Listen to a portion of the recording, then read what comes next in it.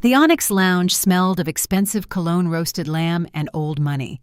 It was the kind of place where the lighting was dim enough to hide wrinkles, but bright enough to catch the sparkle of diamonds. Today, it was the stage for the St. Clair family's latest production, the 5th birthday of Cairo, the Crown Prince. I, Keziah St. Clair, sat at a corner table, nursing a glass of water. My hands were cold. They were always cold in this family. I smoothed the fabric of my gray dress. It was modest, unassuming. Zenobia, my mother-in-law, had chosen it. "Wear gray, Keziah," she had said. "It suits you. You fade into the background so well." I watched my husband, Xavier. He was standing by the bar, laughing with his cousin Langston. Xavier looked handsome in his bespoke suit, his smile dazzling the room. He was the golden boy, the CEO of St. Clair Enterprises. Langston was darker, quieter, always hovering in Xavier's shadow like a specter. They weren't looking at me. No one was. Except Zenobia. Zenobia St. Clair sat at the head table like a queen on a throne. She was wearing emerald green silk and a necklace of diamonds that looked like heavy teardrops. Her eyes, sharp and predatory, scanned the room. Every time her gaze landed on me, I felt a physical chill. She hated me. Not because I was unkind or lazy or unfaithful. She hated me because of my womb. 5 years. 5 years of negative tests. 5 years of pitying looks. 5 years of silence in the nursery.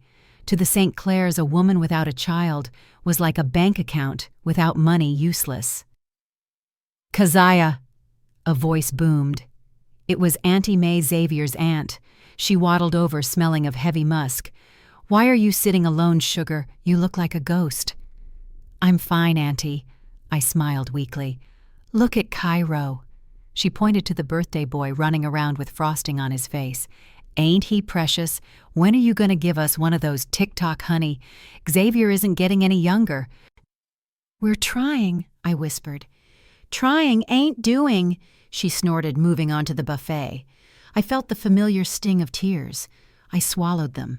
I touched my purse. Inside, deep in the zippered pocket, was a small plastic stick. I had taken the test that morning. I hadn't looked at it. I couldn't. I was too scared. I had thrown it in my purse and run out the door when Xavier honked the horn.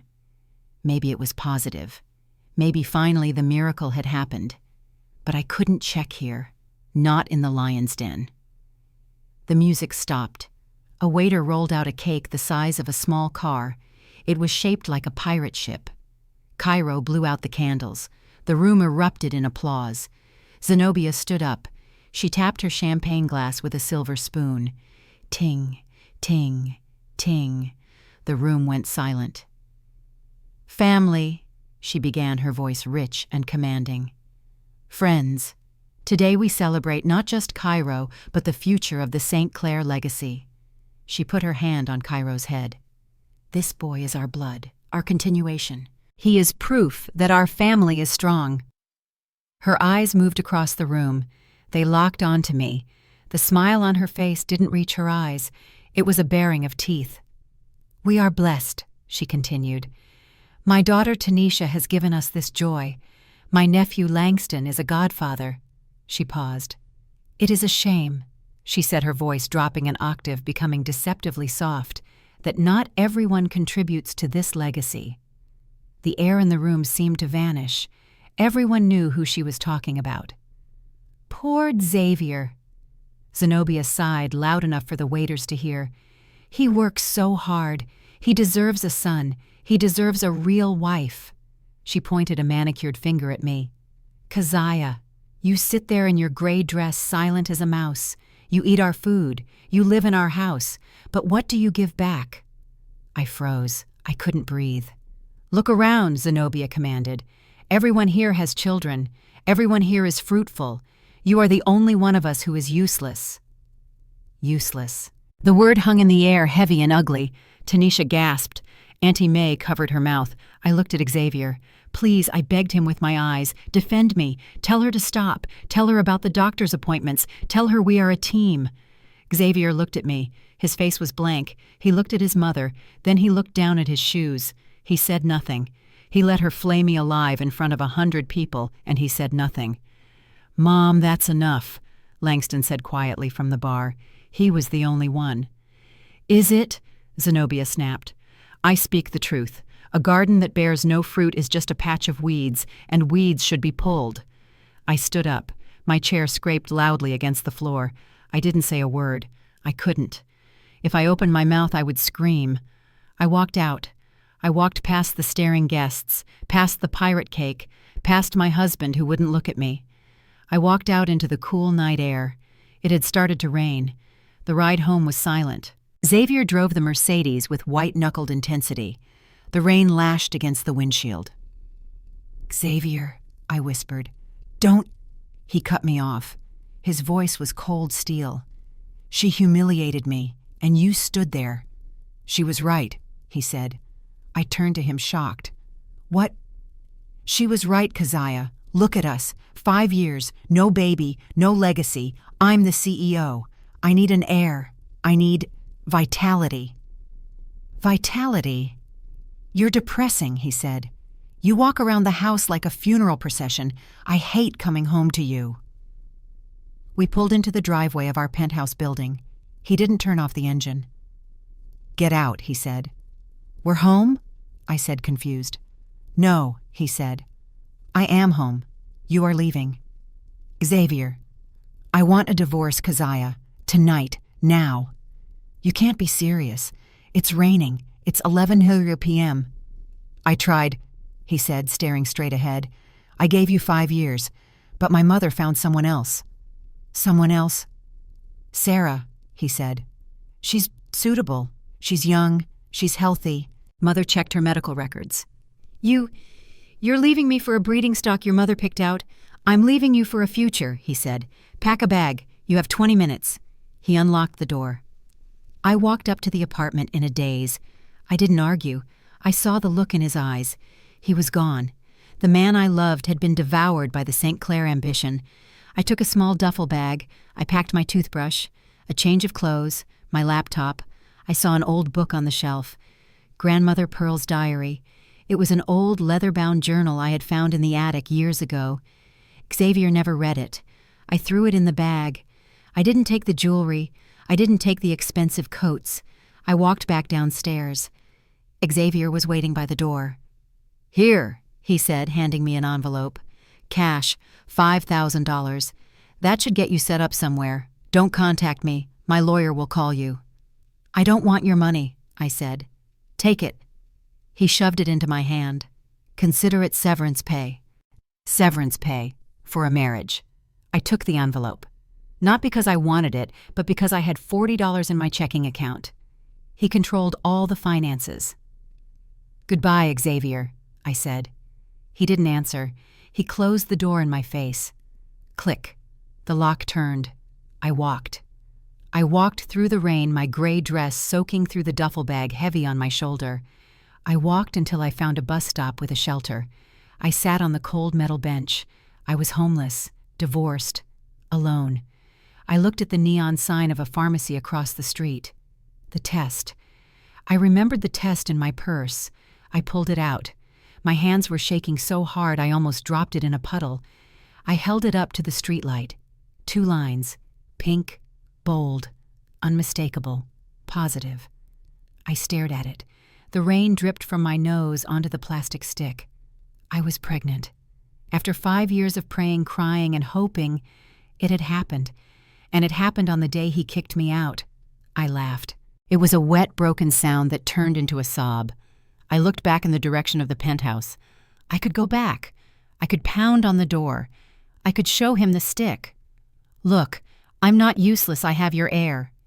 He would take me back. Zenobia would be thrilled. I would be reinstated as the wife. But for how long? Until the baby was born, until I served my purpose, and then what I would be the incubator, the nanny, but never the partner. And Sarah, the suitable replacement. She was already lined up. I looked at the test again. This baby was mine. If I told them, they would take it. They had the money, the lawyers. They would declare me unfit. They would take my child and raise it to be a St. Clair cold, cruel, and ambitious. "No," I whispered to the rain. "No." I put the test back in my bag. I wasn't going back. I took out my phone. I removed the SIM card. I snapped it in half and dropped it into the storm drain. I was dead to them, Keziah Saint. Claire died tonight. I stood up. A bus was coming. Destination Savannah. I got on the bus. 2 weeks later, Savannah, Georgia. I was staying with my old college friend, Ayanna. She took me in without questions. I used the $5,000 to rent a small studio apartment above a bakery. It smelled of yeast and sugar, a comfort I desperately needed. I made an appointment at a free clinic. "Name?" the receptionist asked. "Keziah Price," I said, using my maiden name. The doctor was a kind woman with warm hands. She ran the ultrasound. I watched the screen, waiting to see the tiny heartbeat that would be my reason to live. "Well, Ms. Price," the doctor smiled. "Everything looks healthy." "Thank God," I exhaled. "But," she paused, moving the wand, "there is a surprise." "A surprise?" Panic rose in my chest. "Is something wrong?" "No," she laughed. "Something is multiplied. Look here." She pointed to a blob. "There's baby A." She moved the wand. "And there's baby B." My breath caught. "Twins. Twins," she confirmed. "Congratulations, Mama." I walked out of the clinic into the bright Savannah sun. Twins. 2 babies. Xavier wanted an heir. I was carrying 2. I sat on a park bench and opened my bag. I pulled out Grandmother Pearl's diary. I hadn't opened it since I left. I flipped through the pages looking for distraction. The handwriting was spidery old-fashioned. May 14th, 1985. Zenobia is at it again. She is obsessed with the bloodline. She drags Thomas to doctors. She screams about legacy. She doesn't understand. The St. Clair men, they are weak in the seed. It is a curse. My husband had it. Thomas has it. And I fear Xavier will have it too. I stopped reading. Weak in the seed. I read on. June 2nd, 1985. She is talking about alternatives. She looks at Langston differently. Langston is my sister's son. He has the look, but he is not Thomas's son. If she does what I think she is planning, God forgive us. I closed the book. My hands were trembling. Zenobia knew. She knew the men in the family had fertility issues. She knew Xavier was likely infertile. That's why she blamed me. It was a deflection, a cover-up. But if Xavier was infertile, then how was I pregnant? I thought back to the month of conception. Xavier had been distant. We hadn't been intimate in weeks. Except for that one night. The night of the gala at the lake house. I had been dizzy. I had a headache. Zenobia had given me a glass of special tea. I remembered feeling heavy, sleepy. I remembered Xavier carrying me to bed. But was it Xavier? It was dark. He didn't speak. He smelled different.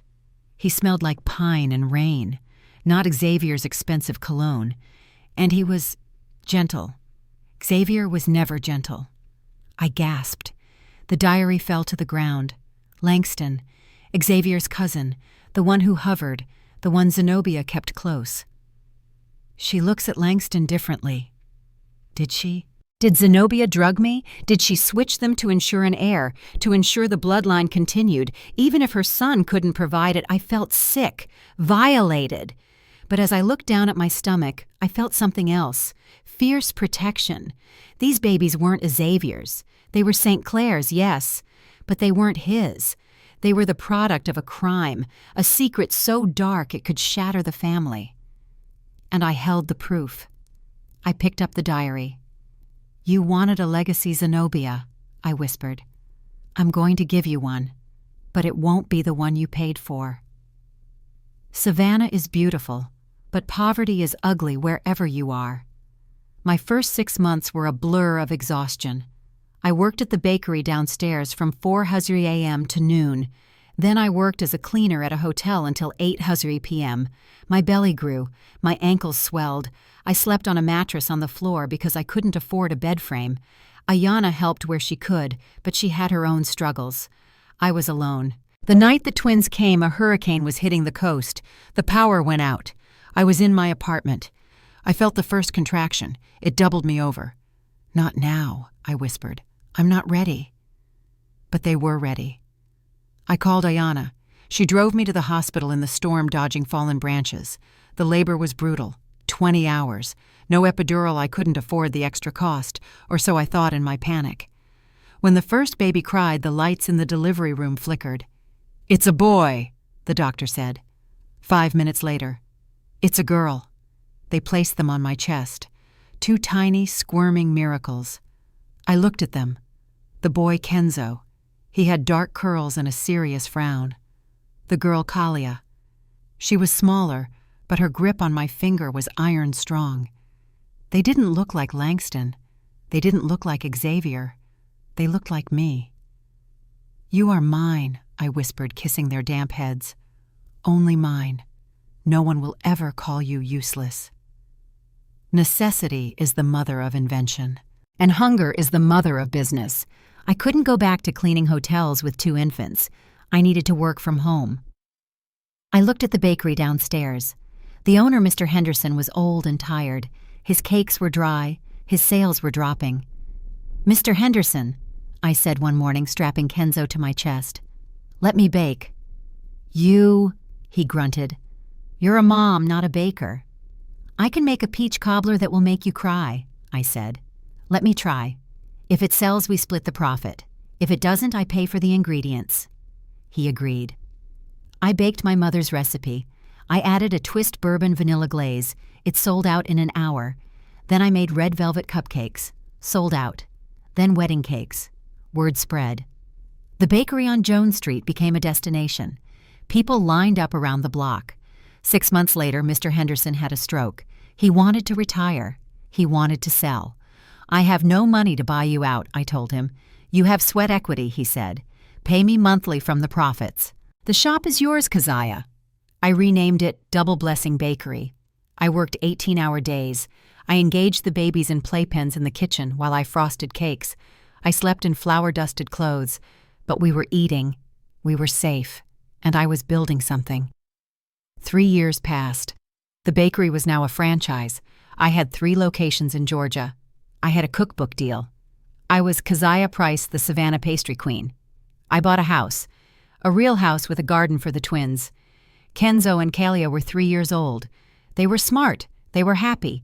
They didn't know they were heirs to a billion-dollar empire. They just knew they loved cinnamon rolls.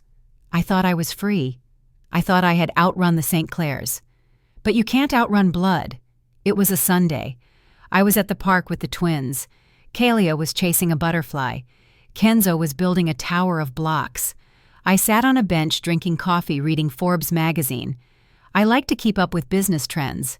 I turned the page, and my heart stopped. There on page 40 was a feature article. The heir apparent Xavier St. Clair on the future of the dynasty. The photo showed Xavier. He looked older, harder. His eyes were cold.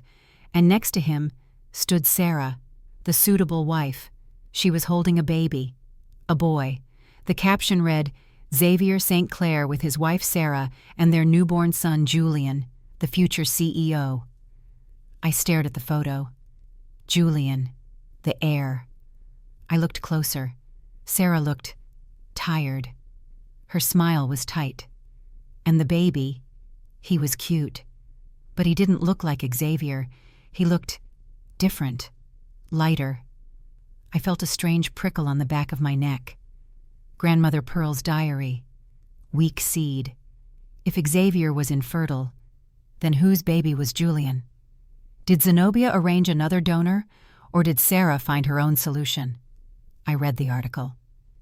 "It has been a challenging few years for St. Clair Enterprises," Xavier was quoted.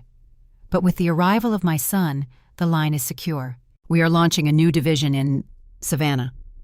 Savannah. I dropped the magazine. They were coming here. St. Clair Enterprises was expanding. To my city. "No," I whispered. "You can't have this city. This is my city." That night, after I put the twins to bed, my phone rang. It was my mother. I hadn't spoken to her in 3 years. I had sent cards, but no return address. I was afraid Zenobia would track me. I hesitated. Then I answered. Mom, Keziah. Her voice was thin, weak. Oh, baby, is it you? It's me, Mom. Are you okay? She started to cry. It's your father, Keziah. He had a stroke. What? He's in the ICU. The doctors, they don't know if he'll wake up. He keeps asking for you.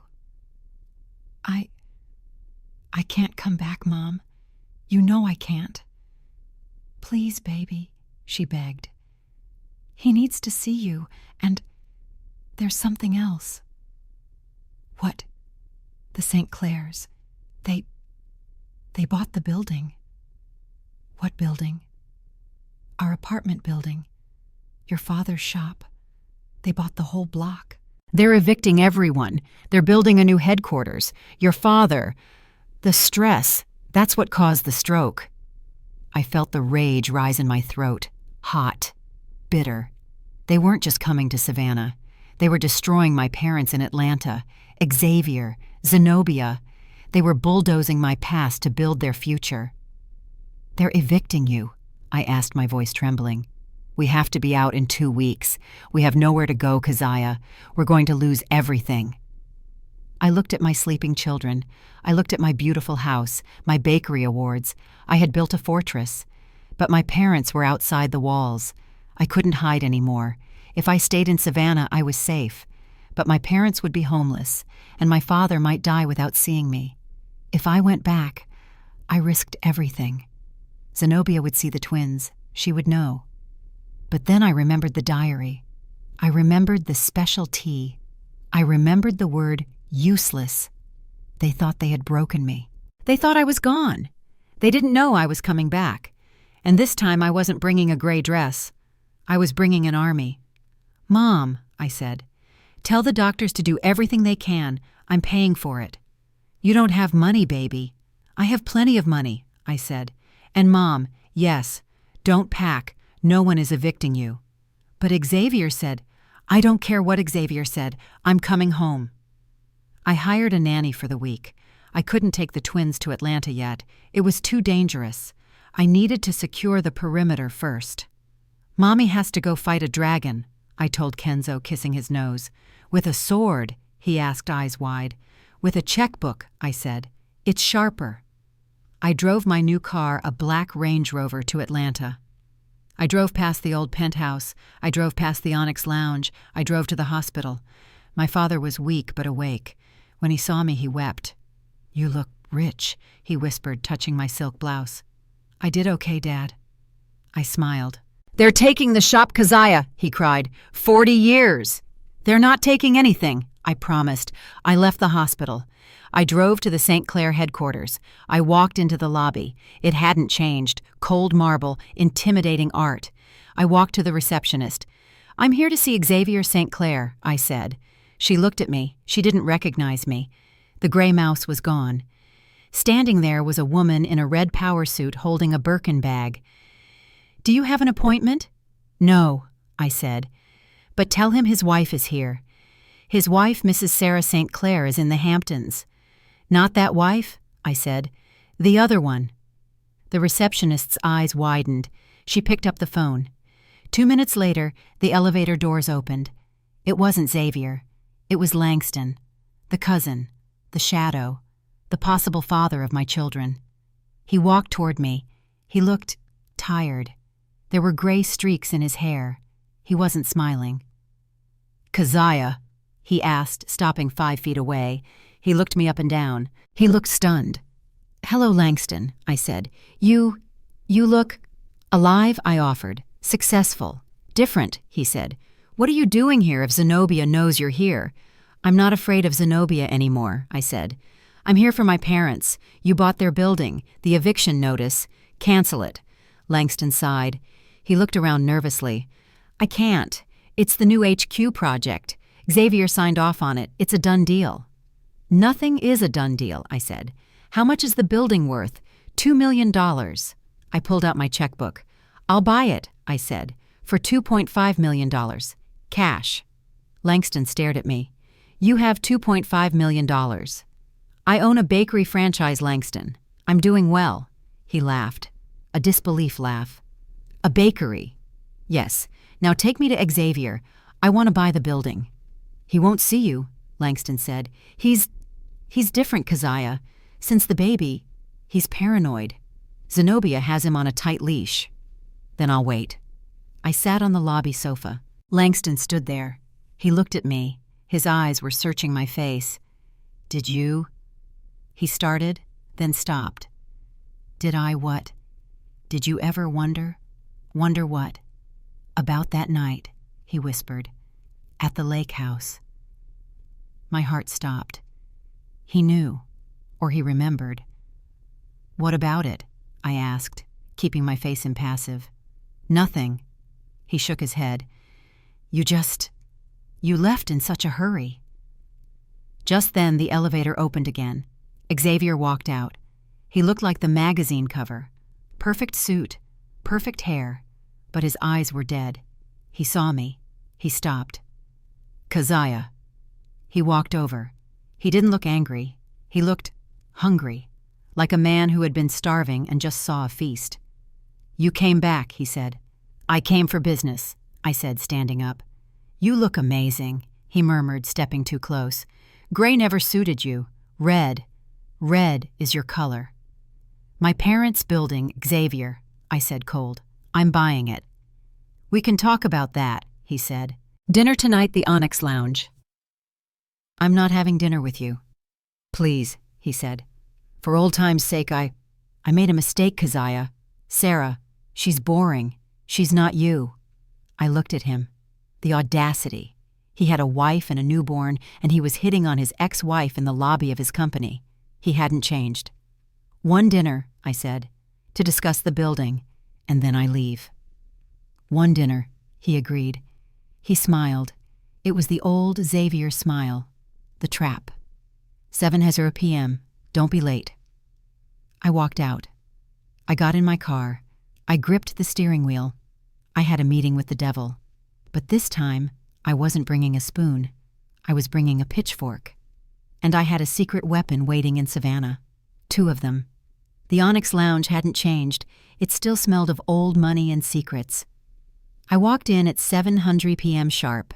I wasn't wearing gray this time. I was wearing emerald green Zenobia's color, a power move. Xavier was waiting at the same table where I had sat alone 3 years ago. When he saw me, he stood up. His eyes raked over my dress, my hair, my confidence. He looked like a man seeing water in a desert. Keziah, he breathed. You look breathtaking. Sit down, Xavier, I said, taking my seat. Let's talk business. He poured me a glass of wine. Can't we talk about us first? I missed you. You missed me. I laughed dryly. You threw me out in the rain, Xavier. You replaced me before the sheets were cold. I was pressured, he pleaded, leaning forward. Mother, she was relentless, and the company, stocks were dropping. I needed a narrative, a family. And Sarah gave you that, I said. I saw the magazine. Julian, he's cute. Xavier flinched. He looked down at his drink. Sarah is complicated, he muttered. And Julian, he's a good baby, but it's not the same. Sarah isn't you. She's cold. She's obsessed with status. Sounds like she fits right in, I said. I'm unhappy, Keziah, he whispered. I made a mistake. Huge mistake. I want you back. I'm not a toy you can put back on the shelf, Xavier, I said. I'm here for my parents' building, that's it. I can give you the building, he said. I can stop the eviction. I own the company now. Mother is retiring. Is she? She's getting old. I'm taking control. If you come back to me, we can rule this city together. He reached for my hand. I didn't pull away. I needed something from him. I'll think about it, I lied. But first, sign the deed over to my father, as a gesture of good faith. Done, he said. He pulled a document from his briefcase. I brought it. I knew you'd ask. He signed it. Xavier St. Clair. He handed it to me. Thank you. I said, putting it in my purse. "Now I have to go." "Wait," he said. "Dessert. I have a flight." I lied. I stood up. As I picked up my purse, I accidentally knocked his fork off the table. "Oh, clumsy me," I said. I bent down to pick it up. I didn't put it back on the table. I slipped it into a Ziploc bag hidden in my clutch. "Goodbye, Xavier," I said. "I'll call you." He called after me. I walked out. I had the building. And I had his DNA. I didn't go to the airport. I went to my hotel. In the lobby, someone was waiting for me. Langston. He looked nervous. He was twisting a ring on his finger. "We need to talk," he said. "We do," I agreed. "Come up." In my suite, I poured him a drink. "The night at the lake house," I said. 3 years ago. Tell me." Langston sighed. He looked at his hands. "Zenobia planned it," he said. "She knew Xavier was having trouble. His count was low, near 0. She didn't want to use a sperm bank. She wanted pure blood." "So she chose you," I said. "Yes, she drugged your tea. She told me to go into the bedroom, to take care of it." I felt sick. "And—" Langston looked at me. His eyes were honest. "I went in," he whispered. "You were asleep. You looked so peaceful. And I couldn't do it, Keziah. You didn't—" "No. I sat there for an hour. I watched you, but I couldn't violate you. I'm not a monster. I rearranged the pillows to look like someone had been there. And I left." I stared at him. "You didn't touch me." "I swear on my life, I never touched you." "But the pregnancy," I whispered. "If Xavier is sterile and you didn't touch me, how—" Langston frowned. "Xavier isn't sterile. He has a low count. Motility issues, the doctors said. It's hard, but not impossible. It would take a miracle, but—" "A miracle," I whispered. My knees gave out. I sat on the bed. The twins. They weren't Langston's. They weren't a product of assault. They were Xavier's, against all odds, against the doctors, against Zenobia's evil plan. Xavier had fathered them. They were the true heirs, the miracle babies, and he had thrown them away. "Keziah," Langston asked, "why does it matter you weren't pregnant?" I looked at him. "Langston," I said, "can you keep a secret?" "I kept the secret of not sleeping with you for 3 years." He smiled grimly. I pulled out my phone. I showed him the picture of Kenzo and Kalia. Langston gasped. He looked at the photo, then at me. "They have Xavier's eyes," he whispered, "and your chin." "They're his," I said, "and Zenobia doesn't know." Langston started to laugh, a shocked, incredulous laugh. "She spent millions trying to engineer an heir, and she threw the real ones in the trash." "Exactly," I said. "And now I'm going to make sure she knows what she lost." The next morning, I received a text. "Unknown number. I know who you are. Meet me at the park, alone." I went. It was Sarah, Xavier's wife. She was sitting on a bench rocking a stroller. She looked terrible. Her eyes were red-rimmed. She was wearing sunglasses, but I could see a bruise on her cheek, poorly covered with makeup. "Sarah," I asked. She jumped. "You came." "You texted me." She looked around paranoid. "Zenobia has people watching me, but they don't follow me to the park." I looked at the stroller. "Can I see him?" Sarah hesitated. Then she pulled back the blanket. "Baby Julian. He was a beautiful baby. Blonde hair, blue eyes. Wait, Xavier had dark hair, brown eyes. Sarah had dark hair, brown eyes. The St. Clair genes were dominant, dark. This baby looked nothing like them." "He's beautiful," I said. "But he's not Xavier's," Sarah whispered. I looked at her. "Zenobia," Sarah said, tears spilling over. "She forced me. When I didn't get pregnant after 6 months, she took me to a clinic, a special clinic. She chose the donor. Tall, intelligent, good stock. She didn't care about the looks. She just wanted a baby." "And Xavier, he thinks it's his," Sarah sobbed. He thinks it's a recessive gene. Zenobia paid off the doctor to confirm it, but I know, every time I look at Julian, I see a stranger. She grabbed my arm. She's doing it again, Keziah. What? She wants a spare. She says one heir isn't enough. She wants me to do it again, but I can't. I can't live this lie anymore. Xavier, he hits me when he drinks. He hates himself. He hates the baby because the baby cries. He calls me useless when I'm tired. Useless. The word echoed. The cycle was repeating. Why are you telling me this? I asked. Because I know about you, Sarah said. I saw the tabloids from Savannah, the bakery queen. You escaped. You built a life. How did you do it? I walked away, I said. I can't. She wept. They made me sign a prenup. If I leave, I get nothing. And they keep Julian. Zenobia. She'll take him. She'll turn him into a monster like Xavier. I looked at this broken woman. She wasn't the villain. She was just the next victim in line. You want out? I asked, more than anything. Do you have proof? I asked. About the clinic, about the donor. I have the receipt, she whispered.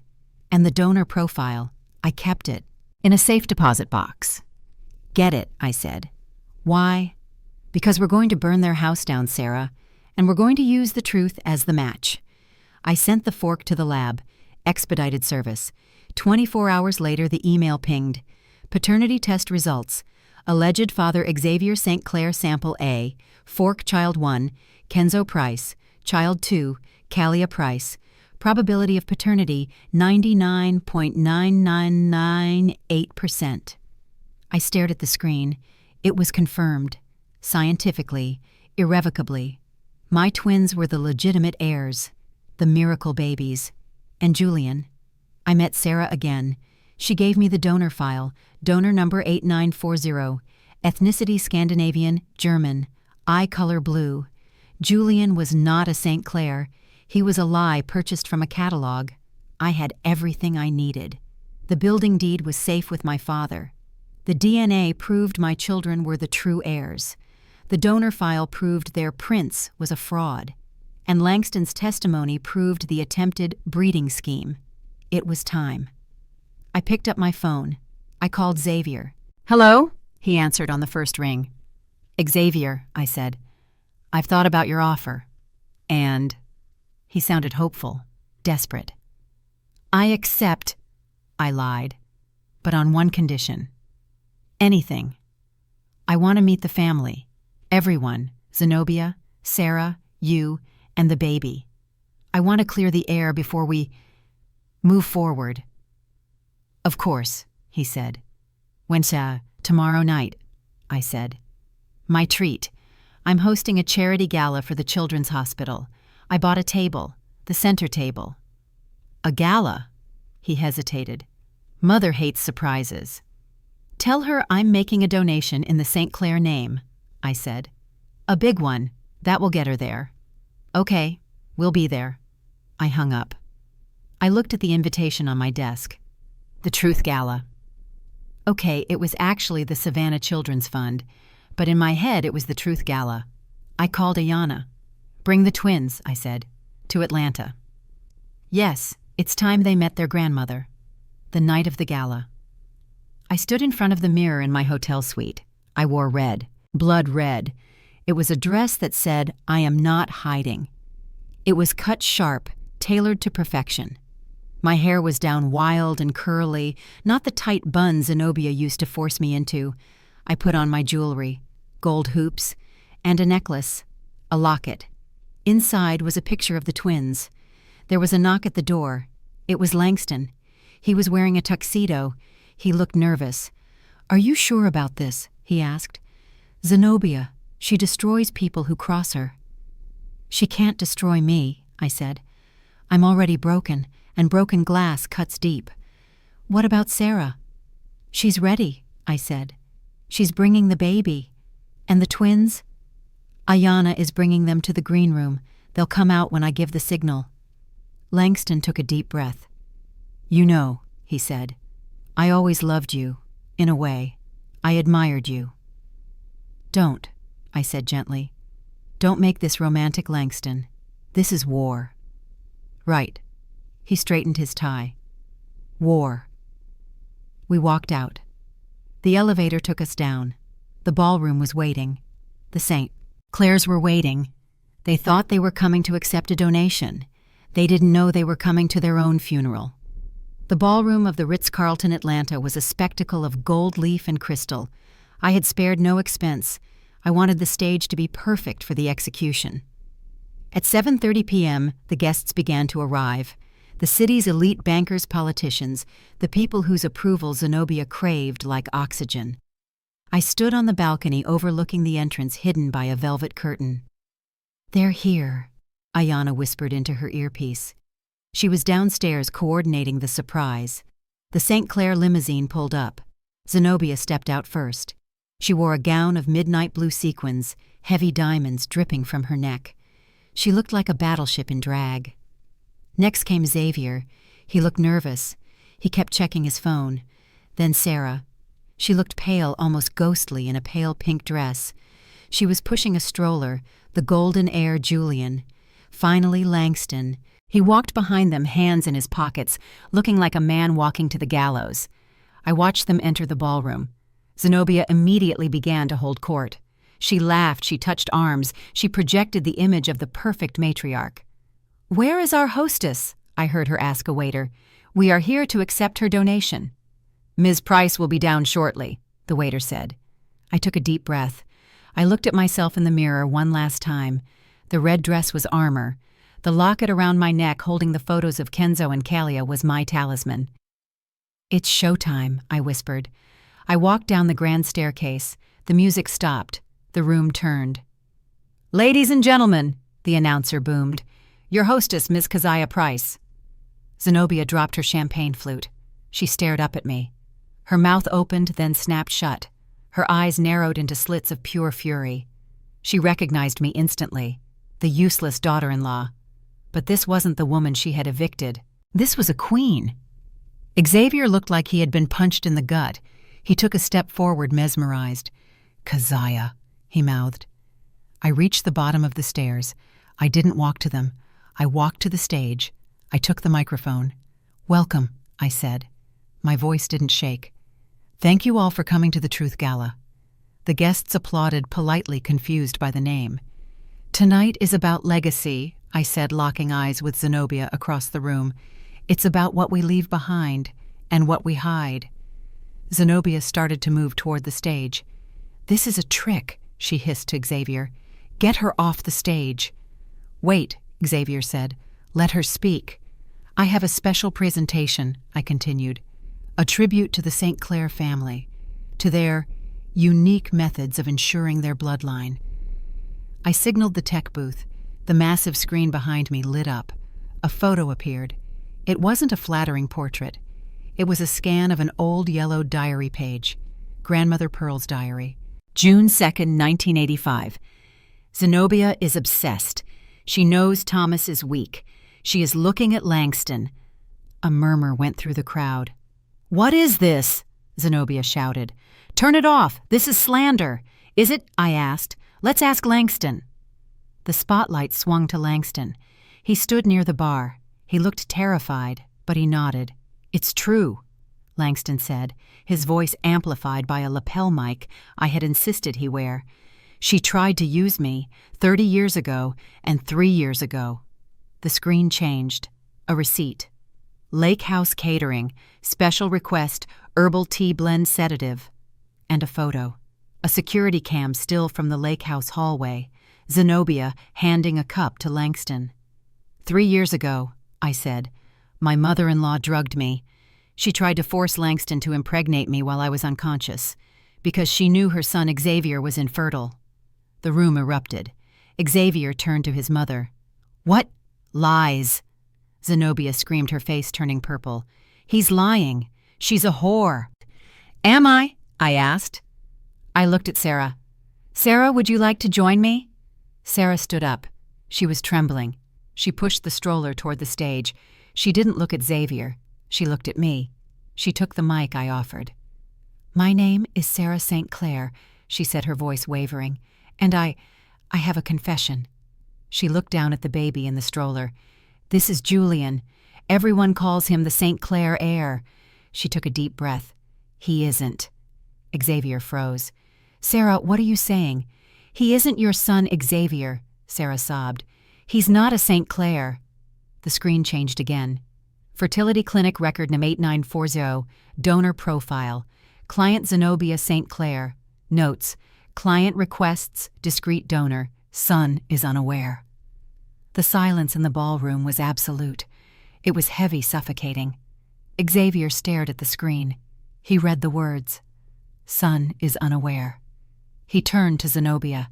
He looked like a child who had just watched his world dissolve. "Mother," he whispered. You bought a baby." "I did it for you," Zenobia shrieked, abandoning all pretense. "You couldn't do it. You're weak, just like your father. I needed a legacy. I needed to save the company." "So you lied to me," Xavier shouted. "You let me raise a stranger's child. You let me think I was a father." "He is your son," Zenobia argued. "In name, that's all that matters. The name doesn't matter," Sarah cried. "The blood matters, and you made me lie to my husband every single day." She turned to Xavier. "I'm sorry, Xavier. She threatened me. She said she'd destroy my family if I didn't do it. But I can't. I can't live like this anymore." She took the baby out of the stroller. "I'm leaving, and I'm taking Julian." Xavier stood there, his hands hanging limp. He had lost his wife. He had lost his son. He had lost his manhood. He looked at me. His eyes were filled with a desperate, pleading hope. "Keziah," he said, You knew. You tried to tell me." "I didn't know back then," I said. "I only knew I was kicked out for being barren." "I was wrong," Xavier wept. "I see that now. I'm sorry. Please, can we start over?" "Start over," I laughed. "Xavier, you missed the best part." "You wanted a legacy, Xavier," I asked. "You wanted blood." I clapped my hands. The double doors at the side of the stage opened. Ayana walked out.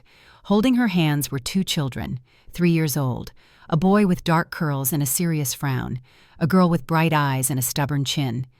They were dressed in velvet royal blue for Kenzo deep purple for Kalia. They walked onto the stage. They weren't scared. They looked at the crowd with curiosity. I knelt down and hugged them. "Everyone," I said into the mic, "meet Kenzo and Kalia." I stood up. "My children." I looked at Xavier. "Your children." Xavier fell to his knees. "Mine," he choked out. "But I'm infertile. Mother said—" "Mother lied," I said. "You had a low count, not 0. It was unlikely, but not impossible." I pointed to the screen. "DNA test results. Probability of paternity 99.99%. Father Xavier St. Clair." "It was a miracle, Xavier," I said softly. "A 1 in a million miracle. I was pregnant the night you threw me out. The night you told me I was useless." Xavier stared at the twins. He saw his own face in Kenzo. He saw his grandmother's eyes in Kalia. He started to crawl toward the stage. "My babies!" He wept. "My son. My daughter." He reached out a hand. Kenzo stepped back. He looked at me. "Mommy, who is that man?" "That's nobody baby," I said. I turned to Xavier. "You don't get to touch them," I said. "You threw them away. You chose a fake life over a real one. You chose your mother's poison over my love." "I didn't know," Xavier screamed. "I didn't know." "You didn't ask," I said. "You didn't fight for me. You just let me go." Zenobia charged the stage. She looked like a demon. Her hair was coming loose. Her eyes were wild. "Those are my grandchildren," she screeched. "They are St. Clair's. They belong to me." She lunged for Kalia. "Give her to me." I stepped in front of my daughter. "Touch her," I said, my voice low and dangerous, "and I will break your hand." Zenobia stopped. She looked at me. She saw something in my eyes she had never seen before. She saw a mother. You peasant," she spat. "You think you can keep them from me. I have lawyers. I have money. I will take them. I will prove you are unfit." "No, you won't," a voice said from the back of the room. We all looked. It was Dr. Thaddeus, the old family doctor. He walked up the aisle holding a file. "I'm sorry, Zenobia," he said, "but I can't let you do this anymore." He handed the file to a police officer who was standing by the door I had invited them to. "This file," Dr. Thaddeus said, "contains evidence of illegal medical procedures, falsified records, and bribes paid to fertility clinics." He looked at Zenobia. "And it contains the recording of you asking me to declare Keziah mentally unstable 3 years ago. I kept it." Zenobia went white. The police officer stepped forward. "Zenobia St. Clair." "Don't touch me," she screamed. "I am a St. Clair. I own this city." "You have the right to remain silent," the officer said, cuffing her hands behind her back. The crowd watched in stunned silence as the matriarch, the queen, was dragged away, kicking and screaming obscenities. Xavier was still on his knees. He watched his mother go. He watched Sarah leave with the baby that wasn't his. He looked at me. "Keziah," he whispered, "please, I have nothing." "You have your company," I said. "For now." "I don't care about the company. I want my family." "You had a family," I said, picking up Kalia and taking Kenzo's hand. "You evicted us." I walked to the edge of the stage. "The show is over," I told the guests. "Thank you for coming. Please enjoy the dessert. It's humble pie." I walked out of this ballroom with my children. Langston walked with me. "You did it," he said. "You actually did it." "We did it," I said. "Thank you, Langston, for telling the truth." "It was time," he said. "What now?" "Now," I said, walking into the cool night air, "I go home, to Savannah." "And the building your parents." "I bought it," I reminded him. "And I'm evicting St. Clair Enterprises. They have 30 days to vacate the premises." I smiled. "My parents are going to open a flower shop, in the lobby." I put the twins in the car. I looked back at the hotel. Xavier was standing in the doorway. He was watching us leave. He looked small. He looked like a man who had just realized that the castle he lived in was made of sand. I got in the car. "Mommy, are we going home?" Kalia asked. "Yes, baby," I said. "We're going home." I drove away. I didn't look back. The weeks following the Truth Gala were a blur of headlines and lawyers. St. Clair matriarch arrested. Heir scandal rocks Atlanta, the bakery queen who took down an empire. I watched it all from the safety of my porch in Savannah, sipping tea while Kenzo and Kalia played in the sprinkler. I was safe. But I knew he would come. Back in Atlanta, the St. Clair penthouse was silent. Sarah had moved out the same night. She took Julian and filed for divorce. She cited fraud and emotional abuse. She would get a massive settlement. Good for her. Zenobia was in jail, denied bail due to flight risk. She had passports in 3 names. And Xavier Langston told me what happened. Xavier didn't go to the office. He didn't go to the club. He sat in the nursery, the empty nursery prepared for Julian, and stared at the wall. He had fire-sold his stocks. He had resigned as CEO, appointing Langston as interim. He was stripping himself of the armor that Zenobia had built for him. 1 month later, a car pulled up to my bakery. It wasn't a Mercedes. It was a rental sedan. Xavier got out. He looked human. He wasn't wearing a suit. He was wearing jeans and a button-down shirt. He had lost weight. The gray at his temples had spread. He didn't walk in like a king. He stood on the sidewalk looking at the sign, Double Blessing Bakery. He looked terrified. I walked out, wiping flour from my hands. "You're blocking the customer entrance," I said. He jumped. He looked at me. His eyes were filled with a profound, aching sadness. "Keziah," he said, "can we talk?" "I'm busy, Xavier. I have a business to run." "Please, I'll wait. I'll wait all day. I need to see them. Once." I looked at him. I looked for the arrogance, the cruelty. It was gone, burned away by the truth.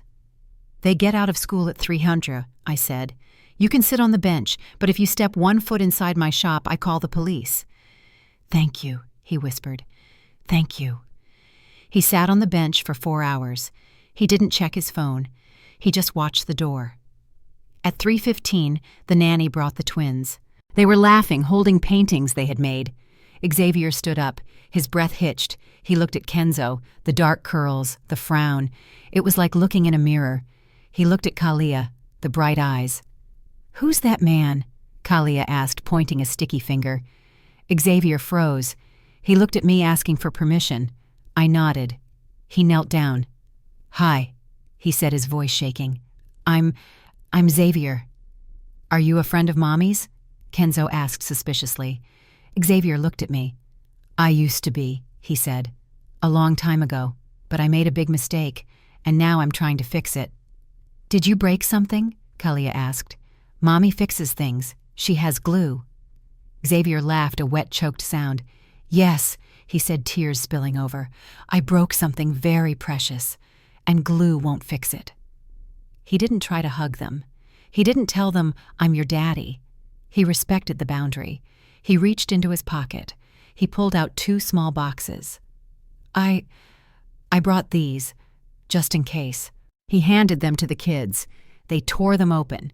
For Kenzo, a toy car, not a flashy remote control one, a classic wooden vintage car. For Kalia, a set of paints, high quality. "Thank you," they chirped. Xavier looked up at me. "I remember," he said softly. "You said you wanted our children to be artists, not businessmen." I felt a lump in my throat. He remembered, from 5 years ago. "You remembered," I said.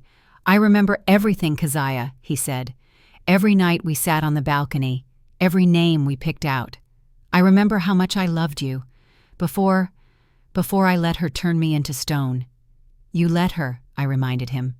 "I know, and I will pay for that for the rest of my life." He stood up.